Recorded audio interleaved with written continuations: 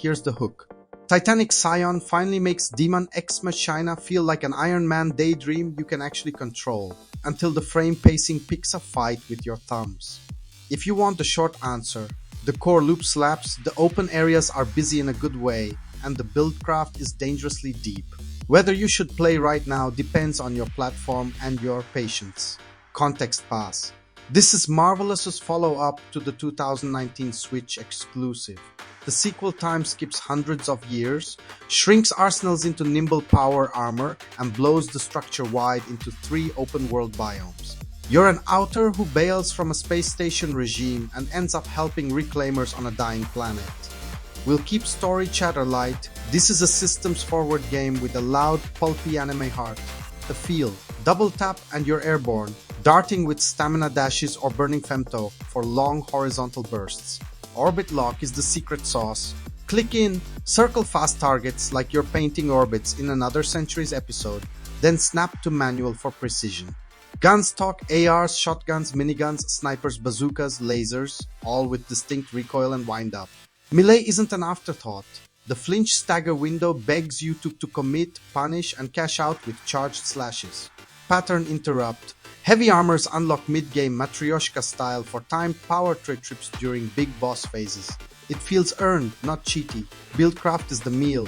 4 core armor slots plus shoulders and ox gear, each with stats and attachment slots. Then there's fusion, mutant factors from immortals that graft passive buffs or unique weapon tech onto your kit, while your character sprouts unsettling. I've been touching the warp drive cosmetics. It's goofy, it's crunchy, and it makes loot matter. You only take 1 drop off each wreck, so choices sting in a satisfying way. The loop clicks hardest in boss fights versus the noon. These are anime as design meetings. Stealth tricks, turret hijacks, invis gimmicks, immortal wrangling. It's not Sekiro, but it's not mush either. Your build and execution noticeably move the needle. Open world pivot. Each biome is dense with patrols, caches, mining nodes, supply bases left by other players, and brutal overworld bosses. Sovereign Axiom facilities flip the vibe into extraction-style dungeons.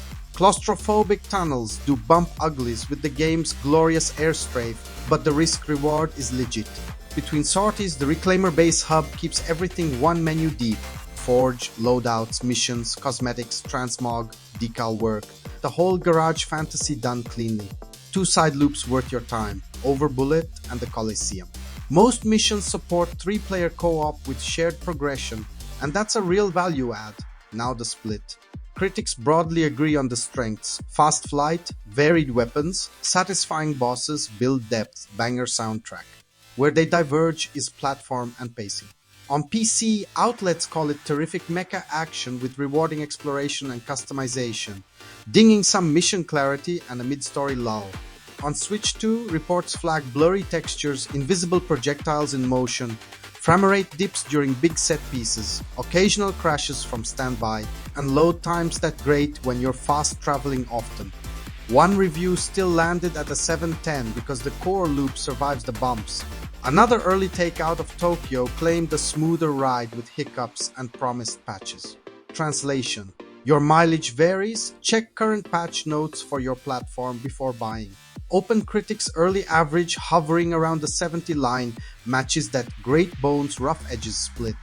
Let's talk writing and presentation.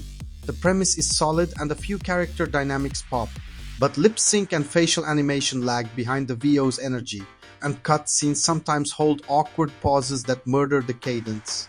In combat, repeated barks can grate. There's a difference between hype anime callouts and "come on" every melee. It's not disqualifying. It just reminds you the budget leaned into systems over cinematics.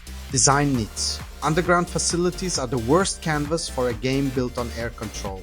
Tight corners plus lock-on plus camera bumps equals swearing at geometry instead of enemies.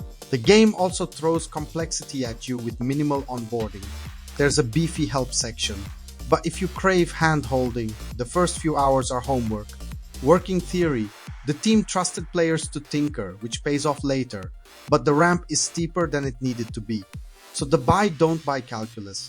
PC PS5. If you can tolerate a bit of jank in cutscenes and menus, the Combat Buildcraft package is absolutely worth it now. Switch 2. The core is still fun, co-op is a blast, and battery draw isn't awful, but performance reports are mixed.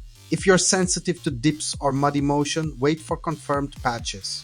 Xbox. Similar to PS5 expectations, less chatter, but the tech profile should be comparable. Quick min-max for new pilots. Don't sleep on shields, on certain noon scripts they're your tempo button. Stack stagger multipliers if you plan to melee. Otherwise, pair a high DPS firearm with a lock-breaking special and treat shoulders as phase tools. Femto is traversal and offense. Route through crystals instead of face-tanking cooldowns. And set a fashion goal early. Transmog bravery prevents analysis paralysis later. Veteran Games verdict. Titanic Scion finally finds the fun the series promised, a kinetic build-hungry, boss-forward mecha playground. It also face-plants into preventable roughness. Switch 2 performance, uneven onboarding, and some claustrophobic level bits. Net. Strong recommend on PC PS5, cautious on Switch 2 pending patches, and a must-try if you love tinkering with kits more than watching cutscenes. If this kind of no BS deep dive keeps your backlog from becoming a lifestyle, hitch a ride with Veteran Game and hit subscribe. If you're nodding or fuming, drop a like so this take survives the algorithm. Final debate spark. Is ambitious, messy, but mechanically brilliant enough in 2025? Or should we be docking harder for launch jank when the core is this good? Where's your line between patch fixable and pass forever?